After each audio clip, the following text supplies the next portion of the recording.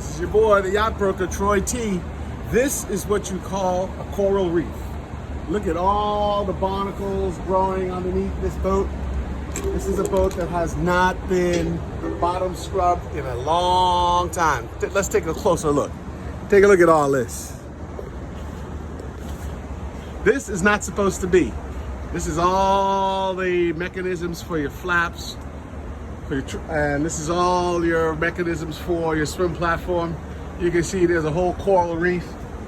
I expect the Little Mermaid to pop out any minute now. So this boat is in the yard. She's gonna get cleaned up, and we're gonna get all this taken care of, spit, shine, and polish, and made back new.